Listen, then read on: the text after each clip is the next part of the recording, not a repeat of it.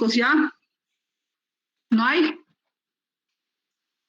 No, ya no hay preguntas, creo. Ya. Bueno, entonces vamos a dar inicio al primer tema. El primer tema que vamos a tratar el día de hoy es la historia clínica. Y nosotros consideramos que es importante porque en cada especialidad hay un enfoque. Cuando ustedes hagan cardiología, neumología y vean la historia clínica, cada historia clínica es, si bien todos tienen que tomar la mayoría de datos, pero está más orientado al diagnóstico. Y en reumatología, la historia clínica es,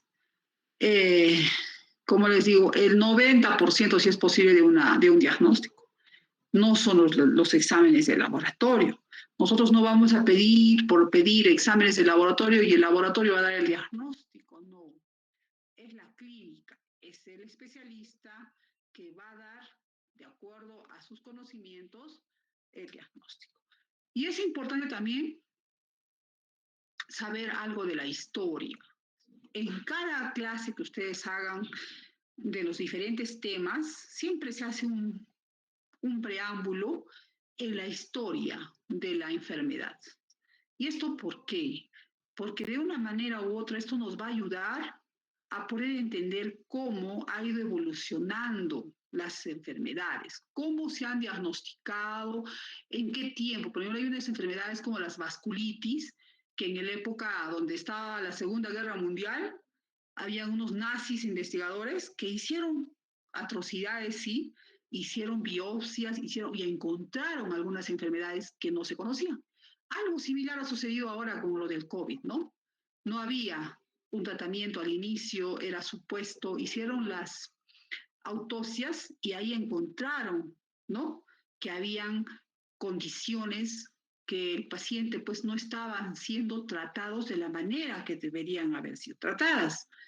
Y esto retrasaba, complicaba, como el caso de las trombosis. Sabemos que las trombosis eran las que muchos pacientes se han llevado, pero cuando no investigaron, no tenían temor de que tocar un cadáver, como en los años antes de Cristo, cuando era un sacrilegio hacer una autopsia, en Medio Oriente había médicos que solamente diagnosticaban mirando, oliendo al paciente y nunca podían hacer una autopsia o revisar los órganos.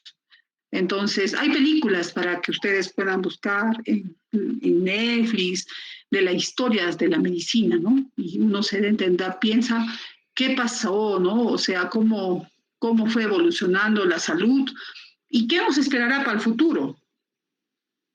Hay muchas máquinas que han aparecido ahora, ¿no? Tenemos resonadores de diferentes tomógrafos, ecógrafos, exámenes de laboratorio, genéticos, donde podemos hacer un diagnóstico más exhaustivo.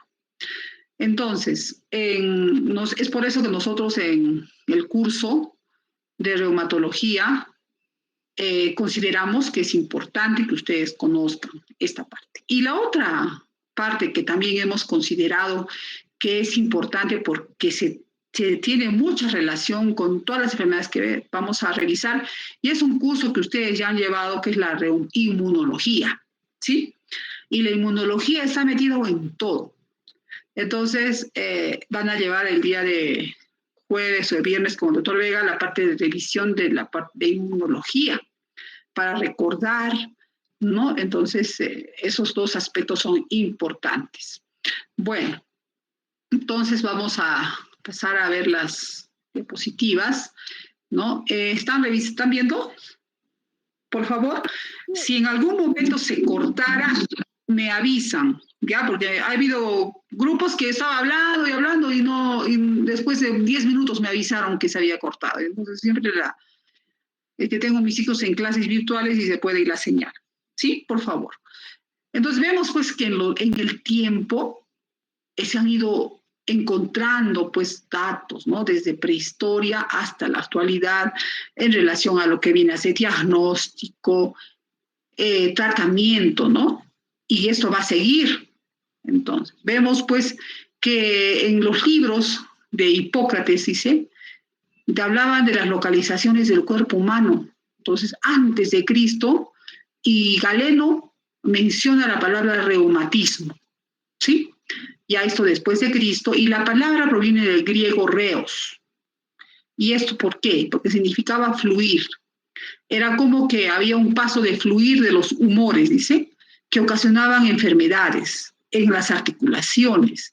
Y no solamente eso estaba en las articulaciones, que se iban a otros tejidos. Una enfermedad que es conocida desde muchos tiempo atrás, la gota, decían pues que eran los humores que caían y goteaban dentro de la articulación.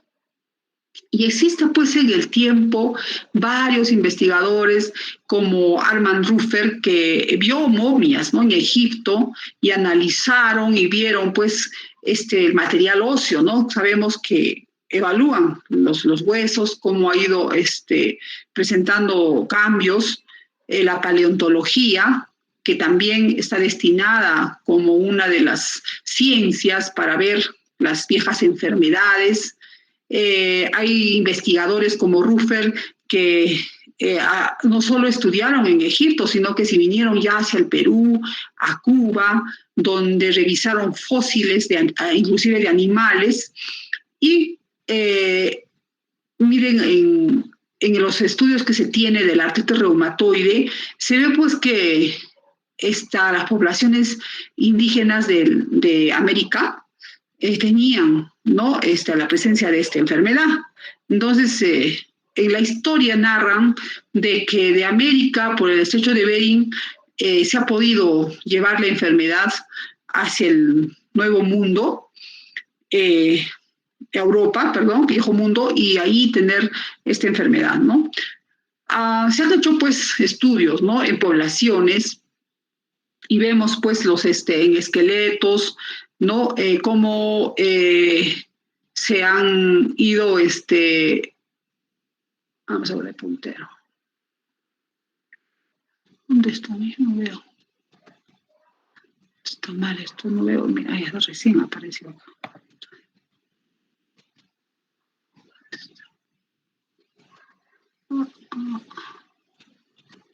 ¿Qué le parece?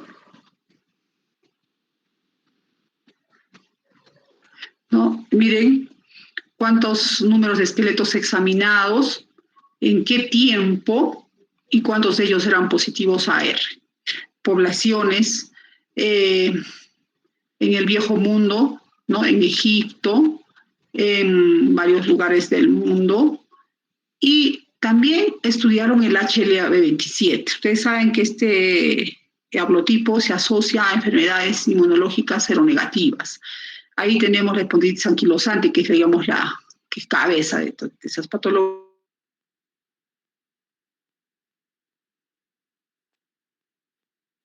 Indios, ¿no? Entonces, ahí, y en las obras maestras hay, miren acá, los dedos de una paciente que tienen deformidades. Entonces, si vemos esta estructura, estas manos, estamos viendo que habían pacientes o personas que padecían esta enfermedad, la artritis reumatoide.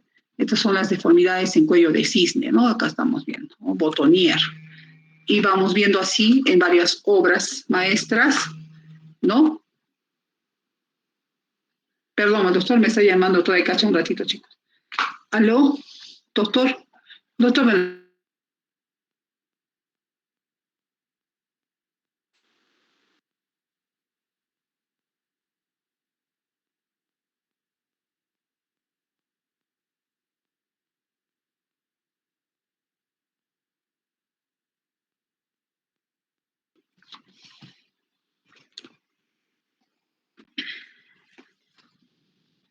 Bueno, me acaba de informar el doctor Cacha que el que va a ser jefe de curso de la clínica 1 es el doctor Ruelas. Entonces ya nosotros vamos a coordinar con él y ya les vamos a informar, asumo que el fin de semana, cómo va a ser la calificación. ¿Ok? Bueno, seguimos. Entonces, hablamos pues de un paciente que viene a la consulta, ¿no? A consulta de reumatología. Por lo tanto, es un paciente que tiene una patología reumática. Ese paciente, ¿qué nos va a decir? Va a venir y va a decir, yo tengo hinchazón articular, se está deformando mis dedos, mis manos amanecen adormecidas, que se llama rigidez, tengo dolor, no puedo mover mis brazos, la dificultad, ¿no? Que ha llevado a una pérdida de la función. Entonces, es un paciente que viene básicamente por dolor. Ese paciente de fondo tiene pues una angustia, como cualquiera de ustedes. A ver, alguien que no puede hacer sus actividades se desespera, ¿no? Entonces hay una angustia y que le va a llevar a un síntoma psicológico, que esto nunca puede ir separado de un paciente. Uy, no me digas, ay Dios, a ver. Ay, esto. Ay, esto. Ya, entonces hablábamos de ese cuadrito, ¿no? Del dolor. Ya, ahí, ¿ya se ve? Sí, doctora. Ya, entonces hablábamos del paciente que viene con dolor. Y esto, si no le duele, no viene, ¿eh? Y eso van a ver ustedes en quiénes, en los pacientes con gota. Los pacientes con gota son pacientes que tienen, pues, la mayoría problemas, ¿no? De tipo de personas que son un poco descuidadas, se podría decir. No la mayoría, pero un gran porcentaje. Ellos han tenido un dolor, qué sé yo, hace 10 años, un dolor típico que se llama podagra, que vamos a ver, y en el transcurso de esos 10 años o 5 años no ha tenido dolor, pero ya tiene el problema. Entonces no viene a la consulta, y viene cuando ya tiene un TOFO, una lesión, o cuando tiene compromiso renal. Entonces, el dolor es lo que te hace ir pues corriendo, ¿no? Reumatólogo. Bueno, es en el caso de enfermedades reumáticas que afectan articulaciones, más que todo artritis, artrosis, gota. Pero hay otras enfermedades sistémicas que ustedes van a ver, por ejemplo, una persona que tiene anemia, no tiene ni dolor articular, entonces un paciente que tiene probablemente un LES con una anemia hemolítica o etcétera, ¿no? Entonces, pero la gran mayoría son síntomas de dolor. Están mirando, me van avisando, ¿ya? Entonces, tenemos pues un paciente de más que viene con síntomas generales. Este paciente tiene fiebre. La fiebre, cuando hacemos la historia clínica y nosotros preguntamos al paciente, ¿tiene usted fiebre? Nos tiene que manifestar pues cuántos grados de temperatura tiene, porque de lo contrario no es fiebre, sino es una sensación de alza térmica. Entonces, ustedes tienen que decir, ponen fiebre, me dicen cuántos grados de temperatura. Compromiso general como pérdida de peso, ¿no? Falta de apetito, anorexia, debilidad general. Entonces, ahí podemos estar nosotros pensando en una enfermedad sistémica que está afectando. Entonces, este paciente con enfermedad reumática, tenemos que catalogar primeramente si el cuadro que presenta es de inicio agudo o es de inicio crónico. Si es sistémica o es un compromiso localizado. Si es solo articular o no es articular, y si es un problema de tipo inflamatorio o no inflamatorio. Entonces, hablando ya de lo que es agudo, hablamos de un proceso que ha empezado rápidamente, con una evolución en horas y días. Y si hablamos de una evolución crónica, vamos a decir que tiene más de 6 semanas.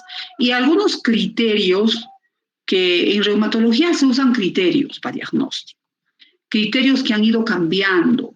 Estos criterios nos van dando números, ¿no? Valores. En AR, por ejemplo, podemos ver criterios donde tenemos que sumar puntos cuando hablamos de articulaciones que se comprometen, cuando tienen exámenes de laboratorio XY, entonces suma y van viendo el tiempo, ¿no? 6 semanas. Más de 6 semanas, pues ya hablamos de algo crónico.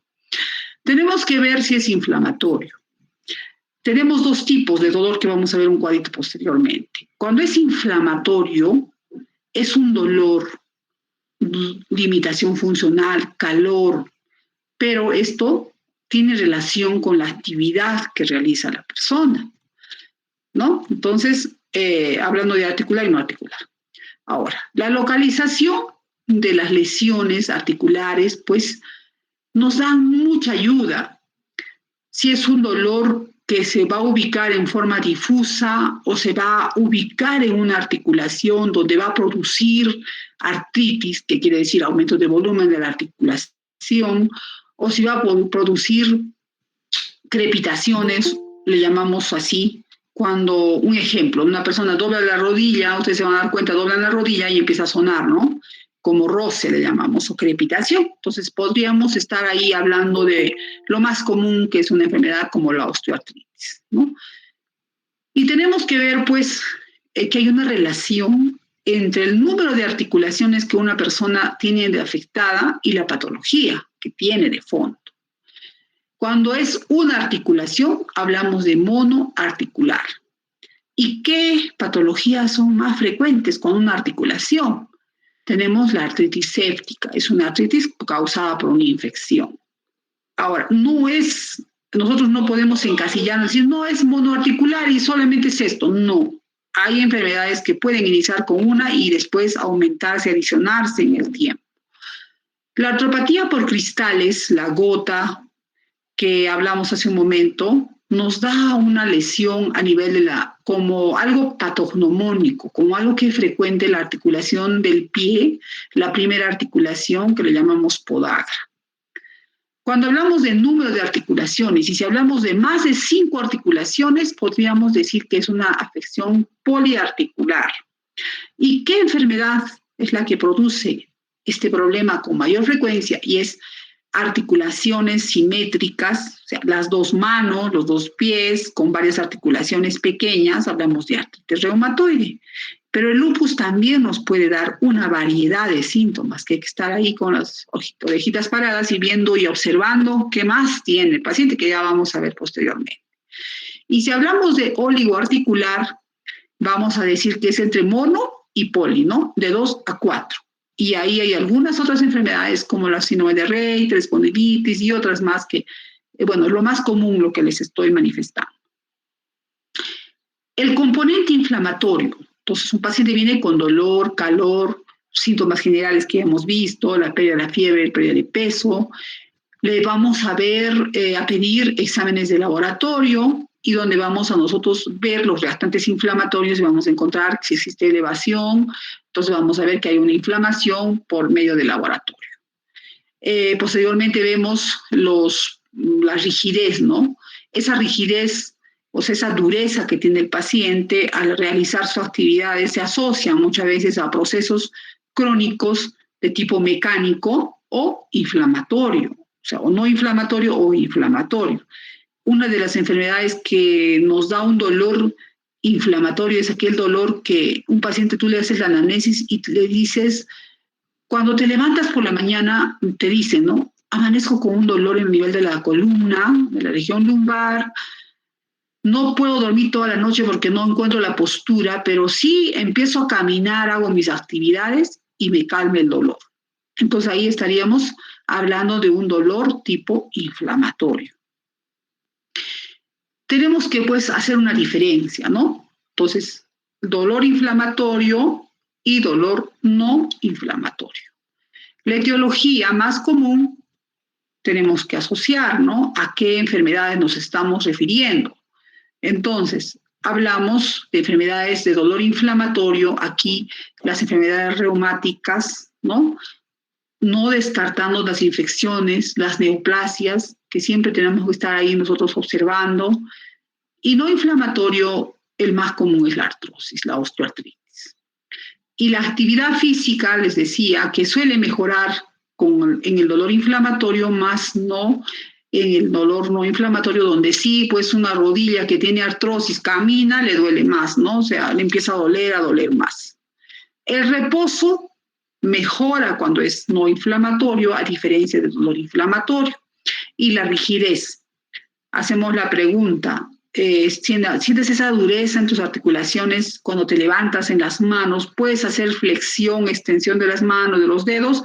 Te dice, no, toda la mañana está así, entonces tú ya estás asumiendo que es un proceso inflamatorio. Podría ser una artritis, a diferencia de la artrosis.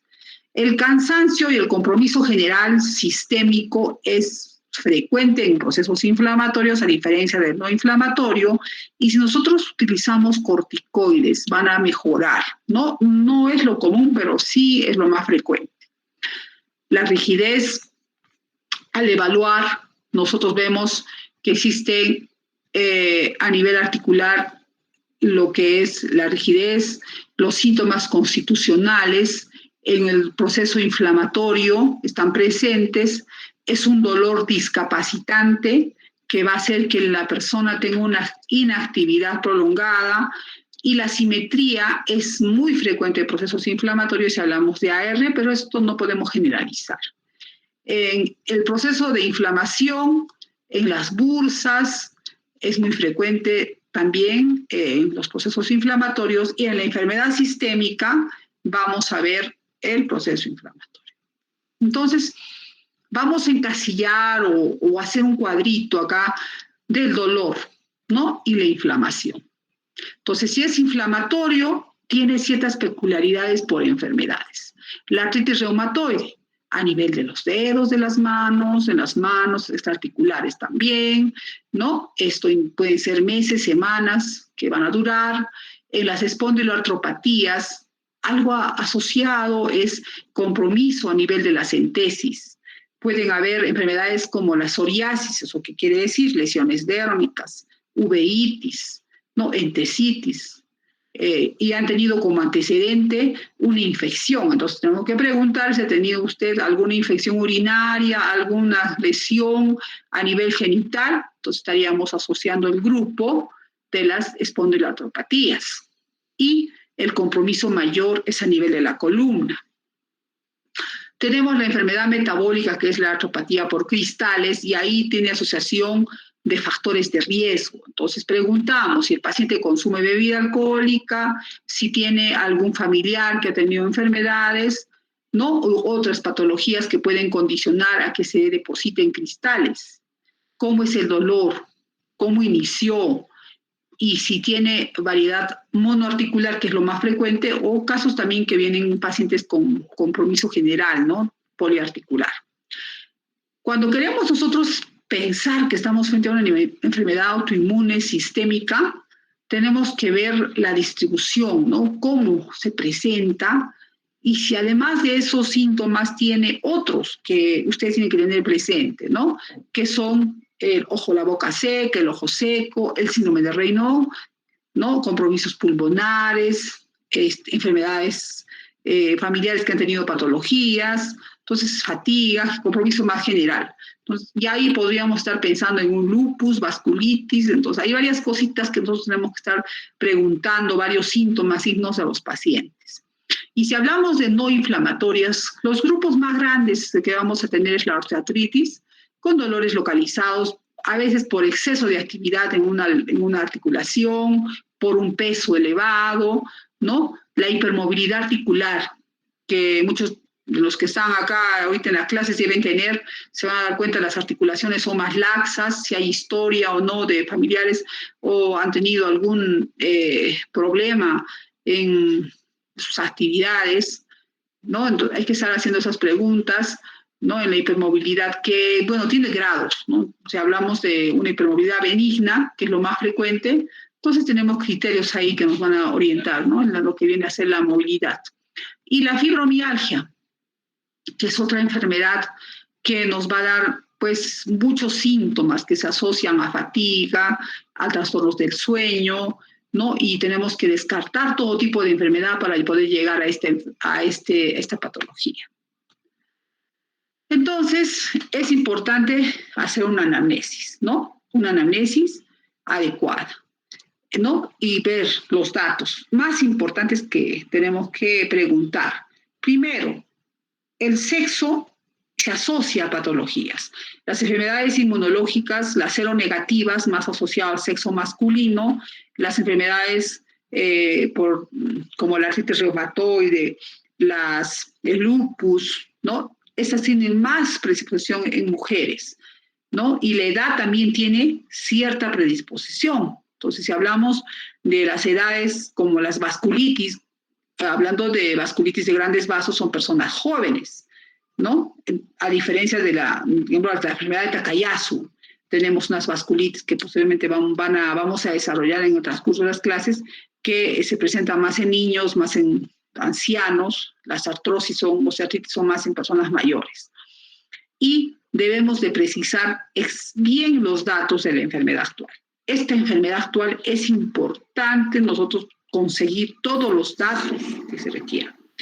Ver los antecedentes familiares. Y aquí sí o sí nosotros tenemos que poner si en la familia ha habido alguno de sus miembros que ha tenido alguna enfermedad inmunológica, si tienen enfermedades como antecedentes, enfermedades actuales de diabetes, hipertensión, asma. ¿Por qué? Porque vamos a utilizar medicamentos que podemos hacer interacción con algunos que necesitan para enfermedades reumáticas. Los corticoides sabemos que podemos utilizar y vamos a elevar la glucosa a un paciente diabético. Vamos a utilizar un AINES y vamos a subir la presión a un paciente. Entonces tiene que estar igual en el asma, no vamos a producir más broncoespasmo. Tenemos que hacer esas preguntas que es importante negarlas o aceptarlas. Los antecedentes ginecobstétricos, ahí preguntar si han tenido abortos, cuántos hijos tienen, porque vamos a ver posteriormente que hay asociación de abortos y enfermedades como el síndrome antifosfolipídico, que es un tipo de enfermedad que se asocia a abortos. Entonces tenemos que hacer esas preguntas. Medicamentos. ¿Qué medicamentos se está consumiendo? Si toma vitaminas, si toma algún medicamento que puede darnos un lupus inducido por medicamentos. Entonces es importante preguntar esos datos. ¿Cuánto tiempo de terapia previa de enfermedad reumática también ha tenido? ¿Por qué? Porque hay medicamentos que tenemos que ver la dosis de acumulación. Ahora, también tenemos que ver si el medicamento que ha recibido lo ha recibido de una manera óptima para poder nosotros utilizarlo de otra forma. Si ha usado corticoides, por cuánto tiempo, qué dosis. Entonces, es importante la información previa. Y los exámenes que puedan tener anteriormente en otras consultas, viendo también de qué laboratorio ha sido efectuada, porque hay cada laboratorio que nos pueden dar falsos positivos o falsos negativos. Y se ha visitado personas anteriormente, porque pueden haber contagios, ¿no? Hay enfermedades que se pueden contagiar, infecciones que a la larga pueden traer algunas complicaciones en su enfermedad de fondo. No quiere decir que sean porque es infectado para crear lupus, sino que nosotros tenemos que estar, como usamos medicamentos inmunosupresores, tenemos que estar viendo qué tipo de contacto ha tenido, hacer un estudio de tuberculosis, ¿no? Una buena anamnesis. Miren aquí las edades, ¿no? Más o menos las edades de rango y el sexo que se presentan para poder más o menos nosotros ubicarnos. Claro que estos datos no son estrictos, solo las enfermedades idiopáticas juveniles, porque eso sí tiene un rango de edad que sí o sí se debe cumplir, pero hay otras que no. O sea, tenemos una artritis reumatoide senil, las enfermedades de tejido conectivo sí son frecuentes en 20, 40 años, pero se pueden presentar también en personas mayores. La esclerodermia, la espondilitis anquilosante, que es más frecuente en personas jóvenes, eso sí, la espondilitis anquilosante es más frecuente en jóvenes, la gota, osteoartritis más en personas mayores y la osteoporosis dependiente. Entonces, hay que ver las claves para el diagnóstico. Ahí tenemos que ver en enfermedades autoinmunes, ¿no? Buscando, preguntando, como dice aquí, ¿no? Si ha tenido lesiones en la boca, ha tenido racha, ha tenido Raynaud, fatiga, alopecia. Entonces yo estoy pensando en enfermedades reumáticas, en lupus, por ejemplo, ¿no? O enfermedades como dermatomiositis, cuando la fuerza muscular está disminuida, compromisos respiratorios. Si es seronegativa, entonces tenemos que estar viendo si hay lesiones a nivel de los ojos, si ha habido tendinitis, si ha habido familia con psoriasis, con procesos inflamatorios o infecciones, como les decía, episodios de dactilitis. La dactilitis cuando se inflama una articulación en el dedo. Y para ver las vasculitis, ahí tenemos síntomas importantes que tener presente, ¿no? Las lesiones que se pueden dar a nivel de la piel, a nivel general del sensorio, hemoptisis, ¿no? Epistaxis, ¿no? Compromisos, lesiones a nivel nasal. Estoy hablando ya de las vasculitis como antecedente de asma, ¿no? Las sinofílicas, tenemos las vasculitis granulomatosas, hay varias enfermedades que tenemos que ir discerniendo de acuerdo a la mes que vamos haciendo. Y en este tiempo el coronavirus, ¿no? El COVID-19 nos ha dado pues ciertos síntomas que nosotros tenemos que indagar siempre. Si ha habido una historia de infección, si se ha vacunado, si ha tenido fiebre, altalgia, erupciones. ¿Por qué? Se ha asociado a enfermedades, hay tromboembolismo también en el COVID y también tenemos en el SAF. Entonces no podemos decir que es SAF, síndrome antifosfolipídico, y es realmente una complicación del COVID. Entonces tenemos que ir preguntando.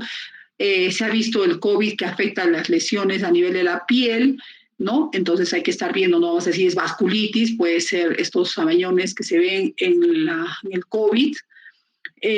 También hay un síndrome de activación macrofágica que se ve en las vasculitis, en las artritis idiopática juvenil de variedad sistémica y que también nos da el lupus.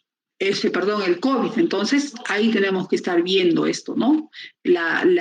Si es uno o es el otro. Entonces, la anamnesis es importante y los pacientes, pues, con ese tiempo del COVID han quedado muchos con fatiga, fiebre, artralgias y también ha sido un gatillo con ese proceso inflamatorio tan agudo para que las enfermedades de fondo que ya las tenían genéticamente predispuestas se presenten, las artritis, las vasculitis, etcétera, ¿no? Entonces, eso se ha visto y se va a seguir viendo mientras exista esta pandemia. Bueno, son las 4, no sé si el doctor estará ahí, podemos seguir avanzando.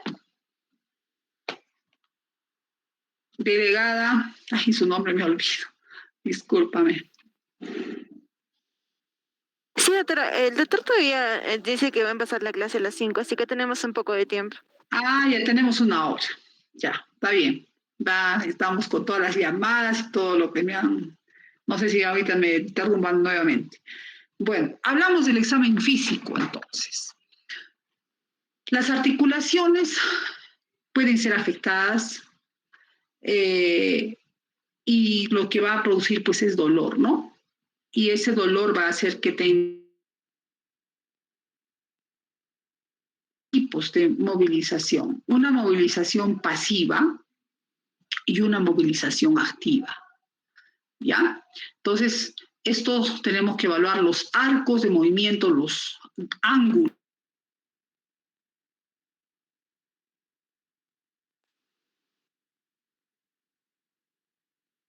Valoración, se puede decir si existe dolor o no existe. Si no existe, es 0. Si es 1, el paciente se queja. Si es 2, se queja y muestra una expresión de dolor. Y si es 3, ya es dolor y una reacción de defensa, ¿no? Entonces, esas son las valoraciones de dolor. En cuanto a la tumefacción, vamos a hablar de 0 a 3. Entonces, hablamos de ausencia de tumefacción leve, moderada.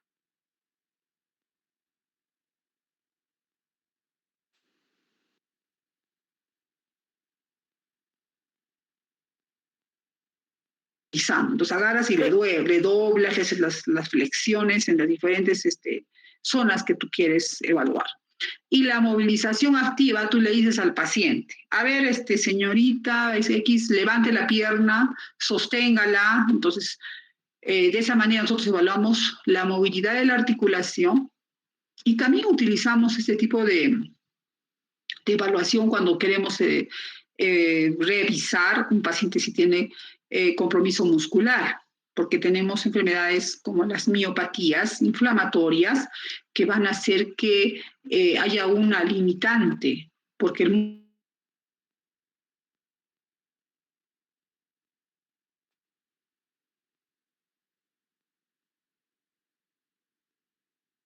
Doctora, se está cortando su audio.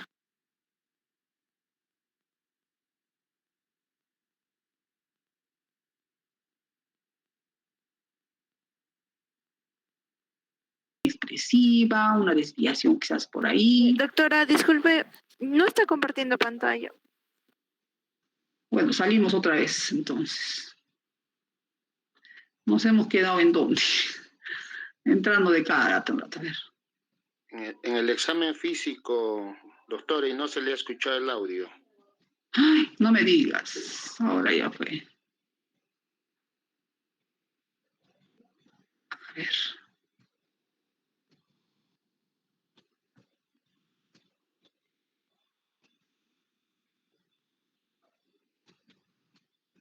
¿Ahora están viendo? ¿Me escuchan? Sí se ve, doctora, y se Sí, doctora, sí ahora sí. Ok.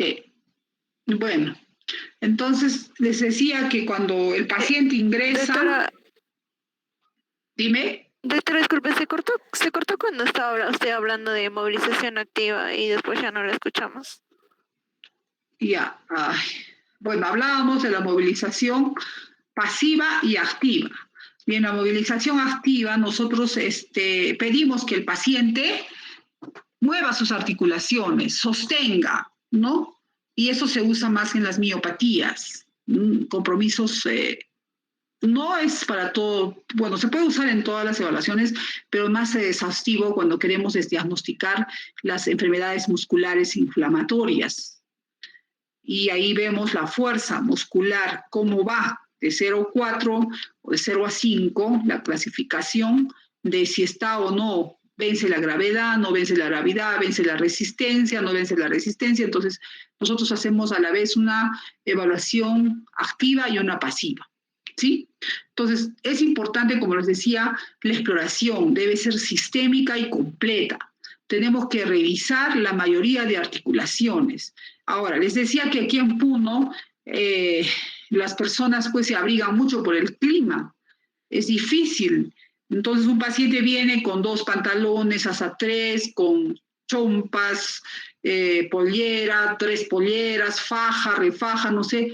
Entonces es difícil, pero no imposible. Entonces tenemos que ver nosotros la técnica de poder hacer que los pacientes se descubran y también evaluar rápidamente porque también se resfrían. Si lo tienes a un anciano ahí desnudo por media hora revisándole, entonces se puede resfriar. Entonces tenemos que ser ágiles y ver, pero esto no quita que tengamos que tener acceso a la mayoría de articulaciones si queremos evaluar articulaciones, si hacemos una evaluación sistémica, etc. Entonces,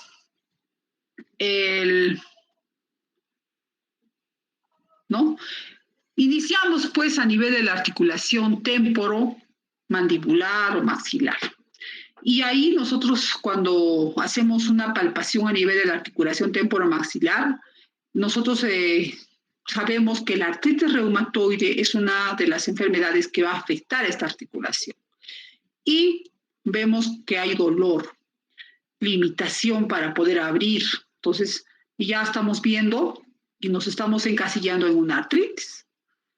Hacemos apertura de la cavidad oral y el paciente no puede aperturar, no porque la articulación esté dañada, sino que existen enfermedades que afectan la piel. Y ahí tenemos la esclerosis sistémica, la esclerodermia, que hace que la abertura de la boca no sea más de 2 centímetros, o sea, como que estuviera cerrada. ¿Por qué? Porque está la piel dura. Entonces ya vamos evaluando esa articulación. La columna cervical es otra de las articulaciones que se dañan por degeneración, artrosis, ¿no?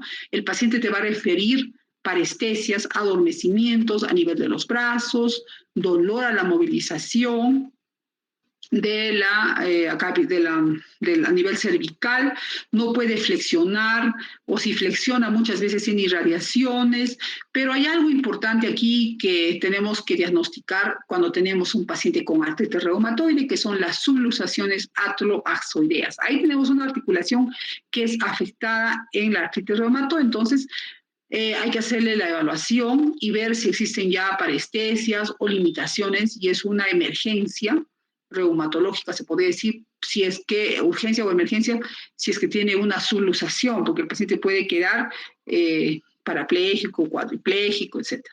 Y las discopatías degenerativas, que es lo más frecuente, nos dan pues, síntomas como parestesias, ¿no? Por la presencia de osteofitos a nivel de las articulaciones cervicales, degeneraciones que se producen en los discos, y los espacios, los discos están, los espacios por donde los nervios van a transcurrir están afectados. Es importante conocer los rangos articulares a nivel de lo que viene a ser en los diferentes segmentos, ¿no? Hablando de articulación cervical, dorsal y lumbar, ustedes ven los grados de flexión, extensión, inclinación lateral y rotación que se deben de tener en cuenta para hacer la evaluación. El hombro, que es una de las articulaciones bastante afectadas, tiene varios movimientos, ¿no? Y es la articulación que lo usamos, se podría decir, todo el tiempo, y algunos pacientes pues se realizan sobreesfuerzo y hacen que los tendones se inflamen, y lo que nos va a llevar a lesiones como el manguito de rotador, tendinitis, ¿no? Y que va a causar dolor. Tenemos varias maniobras para evaluar el tendón bicipital. Una de estas es aquí, ustedes están viendo la maniobra de Jegelsson, ¿no? Para evaluar este hombro. Y los rangos articulares que se tienen: flexión, abducción, rotación externa, rotación interna o rotación externa al lado opuesto, ¿no? Tenemos varios movimientos que realiza el hombro y que tenemos que hacerlo en el paciente cuando lo vamos a evaluar. ¿Y cómo? O sea, vemos cuántos grados tiene y cuál es la deficiencia en su movilidad. ¿Para qué me sirve? Para poder diagnosticar, para poder ver si nuestro tratamiento que estamos dando está yendo o no está siendo adecuado. Entonces, si hay mejoría en los rangos articulares a su control del paciente, entonces nosotros podríamos decir que la terapéutica que estamos usando está bien, o necesitamos hacer otro tipo de plan de trabajo. Entonces, para diagnóstico y para seguimiento se anotan los rangos articulares cuando hacemos la evaluación. El codo es otra articulación que produce frecuentemente inflamación. Asociación de una epicondilitis que se ve en el codo de tenista, codo de golfista, ¿no? Se le llama así. Pero también en esta zona existe la presencia de las bursas, y es frecuente en pacientes que tienen la gota. Van a encontrar unas protuberancias con una secreción muchas veces blanquecina, que son los tofos, o también los nódulos subcutáneos que se pueden ver en la artritis reumatoide. Entonces, el codo, al hacer la anamnesis, tenemos que preguntar qué actividad realiza. Aquí en el Puno no hay mucho tenis, ¿no?, que se practica, pero es importante también conocer los movimientos del codo, en tanto en flexión, extensión, supinación, pronación, para poder registrarlos y tenerlos como referente. En las manos existen pues articulaciones que son afectadas en la artritis reumatoide, ¿no? Los huesos del carpo. Y hay una lesión que se produce a nivel de la muñeca en el túnel del carpo. Los rangos es importante conocer tanto en flexión, extensión, desviación radial cubital de lo que es la muñeca, y los dedos, ¿no?, en sus diferentes movimientos que se realizan de acuerdo al tipo de dedo. Este es un examen que ustedes están viendo que se ve para la evaluación de la muñeca, y lo que se hace es una pequeña percusión a nivel del canal, ¿no?, de la muñeca, y donde vamos a nosotros diagnosticar una enfermedad que es el síndrome del túnel del carpo. Este síndrome del túnel del carpo es frecuente, ¿no?, en pacientes. Aquí hacemos la percusión, acá está el canal, ¿no?, y al hacer la percusión hay un adormecimiento, ¿no?, que va donde el nervio mediano, produce unos calambres, y si decíamos esos calambres se agudizan con la percusión, estaríamos hablando de un túnel positivo que se ve en síndrome túnel del carpo, y hay que descartar pues hipotiroidismo, o que si la persona es obesa, se hace mucho esfuerzo, etcétera, para tener esta patología. Y otra maniobra que también se hace al flexionar la muñeca, 90 grados, puede ser de esta forma o como estuviera orando, para ver la estrechez también de este canal, y sería la maniobra de Fallen para el diagnóstico de síndrome del túnel del carpo. La articulación que debemos de evaluar es la cadera también y hacer las diferentes palpaciones. Vemos acá el paciente que está descubierto totalmente, ¿no? Entonces vemos aquí un hombro caído, hay escoliosis en este paciente y vemos pues que probablemente tenga algún problema en la columna o que tenga una asimetría de las caderas porque una de las caderas tiene artrosis, entonces un pie más corto que el otro y tenemos que hacer pues la evaluación. Entonces, las sacroiliacas, que son articulaciones que se afectan en las seronegativas, no es frecuente, las bursitis, ¿no? Movimientos que debemos realizar y conocer los rangos articulares y descartar si hay radiculopatías, hacerlo caminar al paciente desnudo si se pudiera con el torso descubierto para ver si existen o no alteraciones de la marcha, dolor a la flexión. Hay diferentes tipos de maniobras que vamos a evaluar cuando hagamos las artropatías seronegativas, la espondilitis anquilosante, cuando la columna se vuelve en caña de bambú, como que las articulaciones se van a ir uniendo, formando una caña.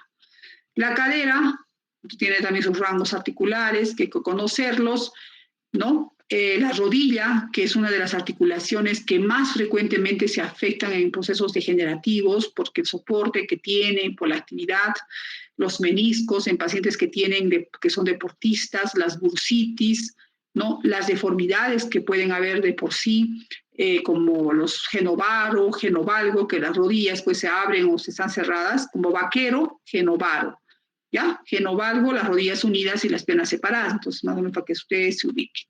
Sí, tenemos que hacer pues toda la evaluación de articulaciones de rodilla, viendo la flexión, la extensión y hacer los estudios del líquido articular. El tobillo es una de las articulaciones que es frecuentemente afectada por enfermedades seronegativas. Hay que ver el tendón de Aquiles, ¿no? Esta zona, este eritema que vemos aquí puede ser por una artritis séptica o gota. La gota da un eritema de este tipo, ¿sí? Espolones en la planta a nivel del calcáneo, fascitis plantares, ¿no? Inflamaciones del tobillo, de los dedos, que nos van a dar también compromiso, y la fuerza, ¿no? Cuando hay compromiso distal de la fuerza, estaríamos hablando de una neuropatía. Vemos los rangos articulares, los diferentes movimientos que hacen los pies, ¿no? Y de preferencia nosotros tenemos que evaluar al paciente de pie o recostado, dependiendo del tipo de lesión que queramos encontrar. Entonces, vemos un paciente de pie, vemos si la columna está recta o hay asimetrías. ¿Cómo están las crestas ilíacas? Si están iguales de altura o no. Si hay alguna masa, alguna asimetría, una inflamación a nivel de la zona poplitea, ¿no? Hinchazones a nivel del tendón de Aquiles, deformidades en el retopie. Entonces, un paciente desnudo, que esto no lo vamos a hacer en puno, pero sí podemos ir por partes, ¿no? Primera parte la evaluamos acá, la hacemos caminar y vamos viendo poco a poco en orden. Tenemos que ver lo que viene a ser los puntos de dolor que se ven en las fibromialgias, son pacientes que tienen dolor generalizado, verlo de costado para ver las lordosis, ¿no? Compromisos a nivel de columna. En pacientes ancianos, ustedes habrán visto que tienen pues cifosis, ¿no? La columna dobladita. Entonces, una persona mayor con esa columna nos estaría sugiriendo que tiene fracturas vertebrales que se ven por osteoporosis a personas mayores, ¿sí?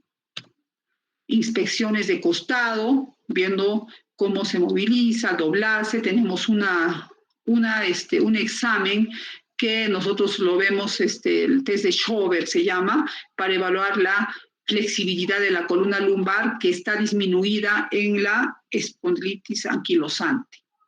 ¿No? Verlo de frente al paciente, ver si hay inflamaciones, si hay alguna incapacidad, deformidad en los pies, etc.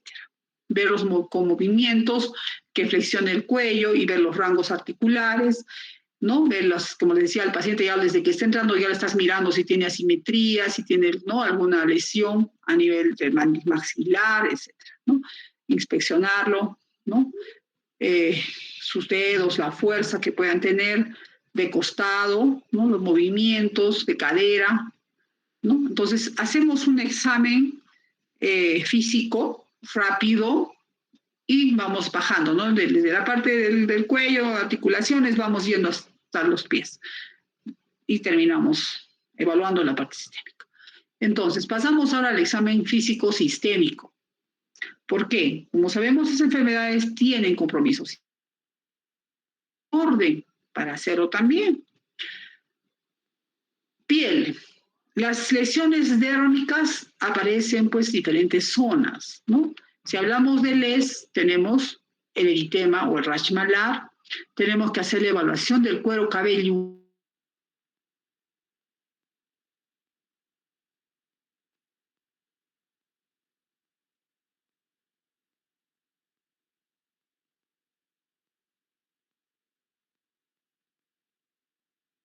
dermatomiositis, y son algunas que hay. A nivel de las manos, la esclerodactilia, ¿no? Disminución de la elasticidad de la piel, ¿no? Que se ven en escleroderma, los nódulos, que reumatoides, las deformidades, los de trastornos o malformaciones que se van a ver en las manos por las anquilosis, ¿no? Afecciones que van desde compromiso a nivel de las palmas, dice lesiones puntiformes, hasta lesiones vasculares. Entonces, tenemos que ver las púrpuras, petequias, lesiones necrotizantes, úlceras a nivel de piel. Hay unas lesiones que se ven como que las venas estuvieran marcando, que se ve en el síndrome antifosfolipídico, que son típicas lesiones de piel, ¿no?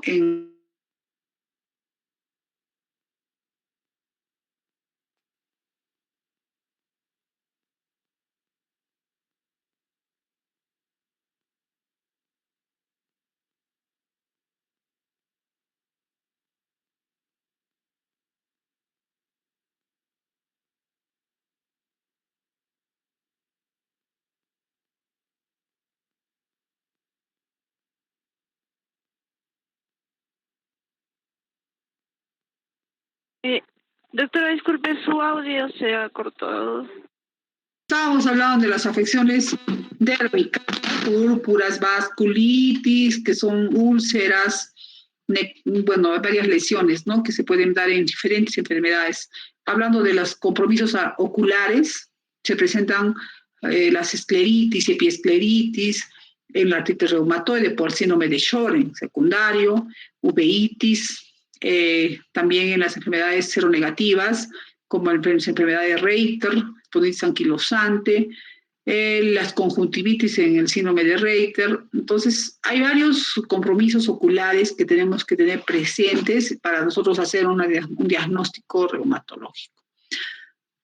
Es importante evaluar la cavidad oral y ahí nosotros vamos a encontrar desde lesiones que van causadas por el síndrome de Sjögren, que es la sequedad que va a alterar totalmente la saliva y lo que va a producir mayor predisposición a caries, a gingivitis, úlceras que se pueden ver en la enfermedad de Reiter como aftas, úlceras orales a nivel del paladar blando o en las vasculitis, perdón, en el lupus y otras lesiones causadas por enfermedades sistémicas. Entonces, es importante aperturar la cavidad oral al paciente y examinar.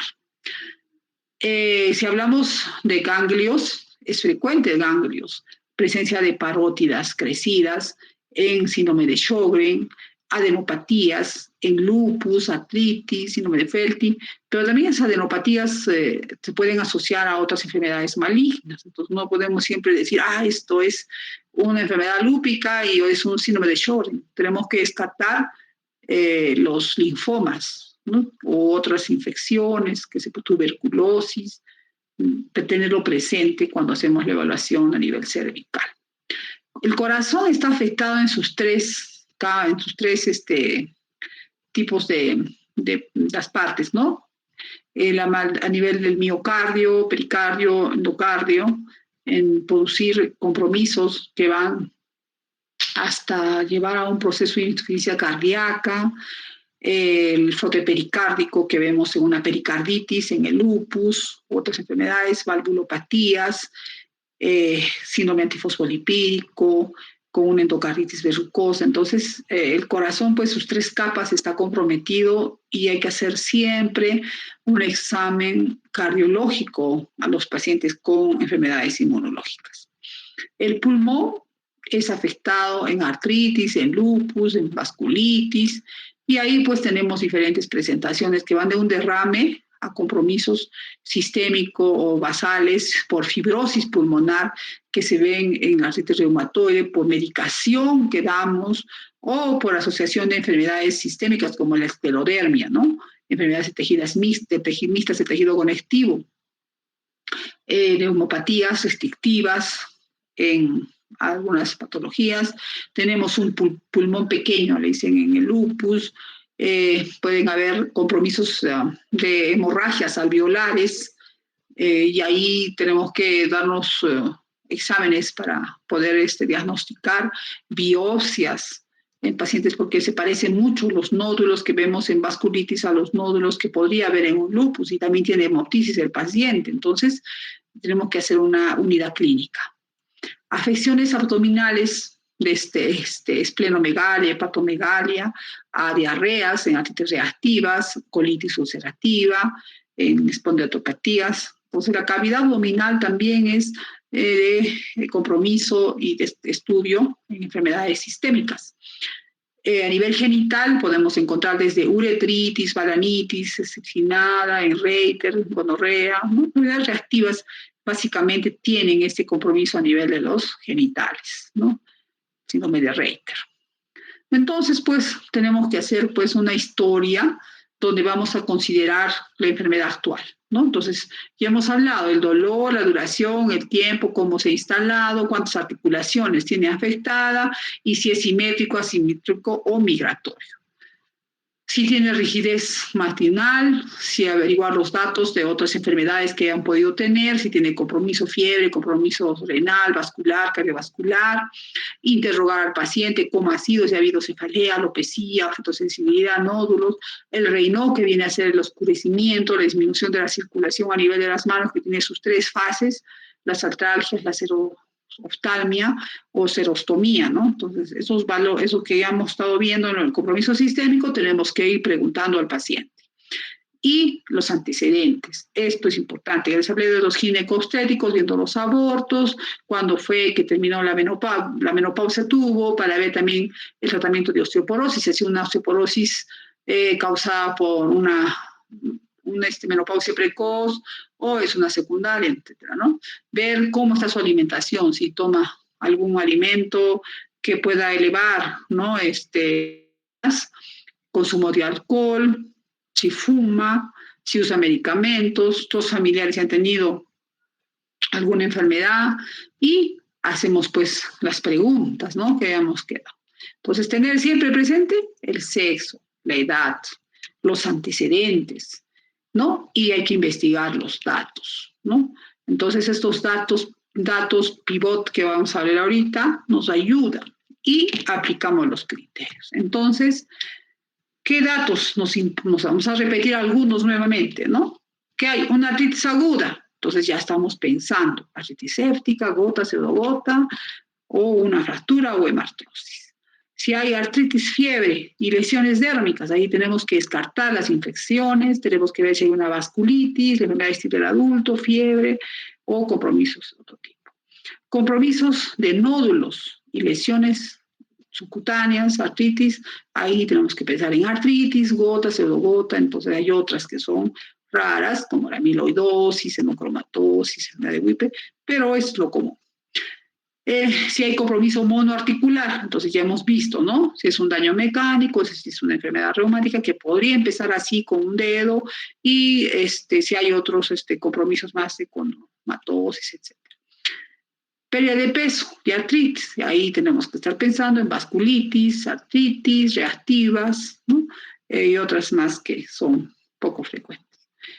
Hablando ya de compromiso cardíaco y artritis, tenemos que estar ya pidiendo los análisis para descartar si es una endocarditis, si es un misoma, espondilitis, fiebre, ¿no? Artritis reumatoide, lupus, etc.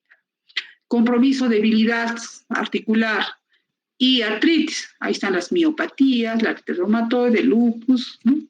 Y cuando hay dolores generalizados, fibromialgia, ¿no? Y otras enfermedades que no tenemos que tenemos que descartar, ¿no? El hipotiroidismo es frecuente.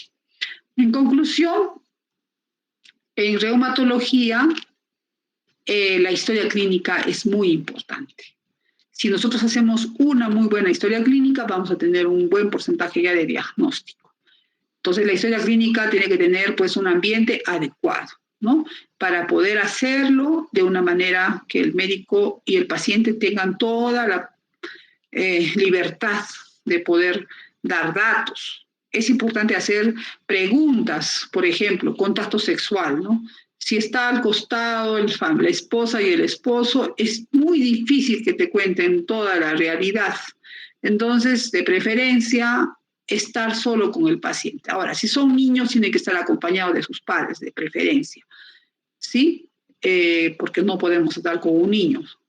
Ahora, los varones tienen que tener cuidado también cuando son damas, porque se han visto,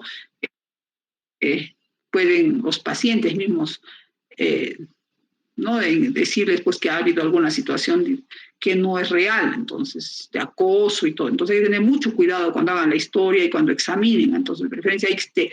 Pero para la anamnesis, en un momento podemos pedir que se retire el familiar y preguntar todos los datos. Tampoco podemos, pues, divulgar. ¿No? Siempre tenemos que tener la ética de guardar. ¿Sí? Hay casos que se presentan de VIH, donde pacientes pues que debutan con un compromiso articular. Entonces, eso sí he visto yo casos en Lima, acá no he tenido la oportunidad, pero tenemos que hacer un examen pues exhaustivo, las preguntas, ¿no? Para llegar al diagnóstico. Y bueno, hasta aquí yo creo que avanzamos, porque mañana ya vamos a hacer los casos clínicos, vamos a ir de acuerdo a lo que, bueno, nos estarán acá, algunos casos clínicos, que el día de mañana vamos a revisar. Y yo creo que hasta aquí nomás quedamos. Si tuvieran alguna pregunta, nos hemos ido cortando y cortando. Todo el rato me está fallando el internet o no sé qué pasó. Doctora, disculpe, quizá nos pueda compartir las diapositivas de la clase de hoy.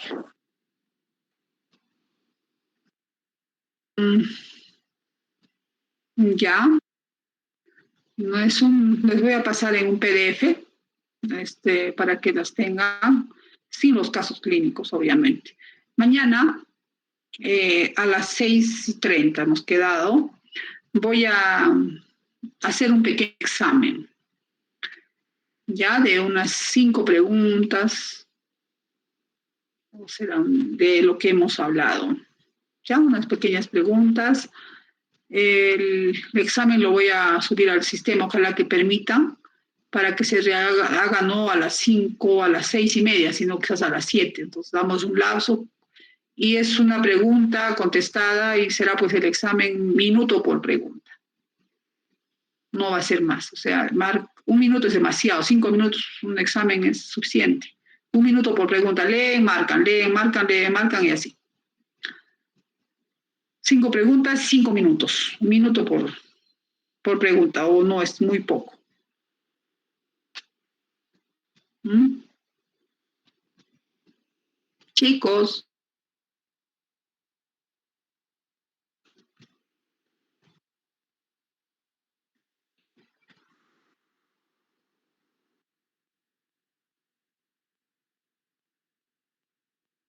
Doctora, quizá nos pueda dar un poco más de tiempo para las preguntas.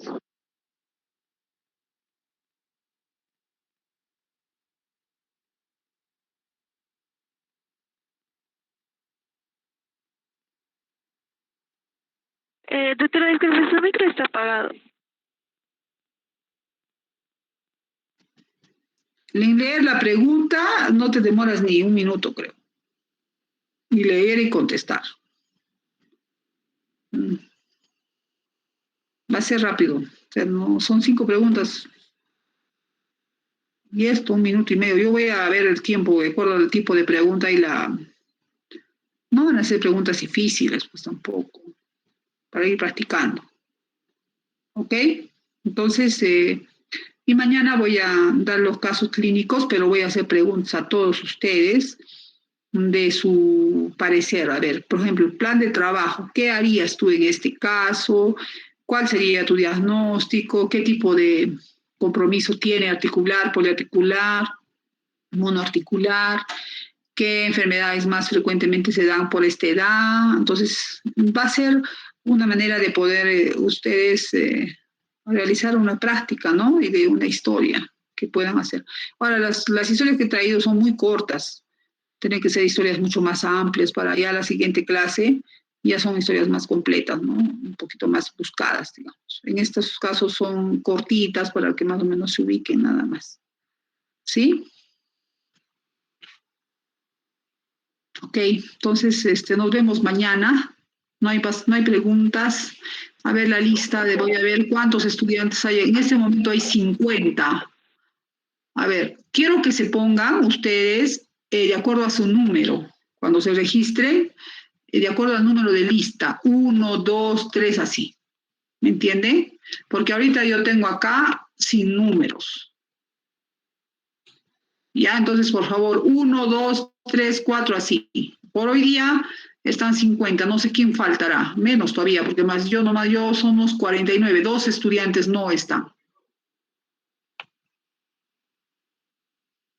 Y la asistencia es obligatoria la asistencia, no hay disculpas. Entonces yo necesito sacarles, ya entonces el día de mañana, no sé si ahorita lo pueden arreglar, 1, 2, 3, por favor.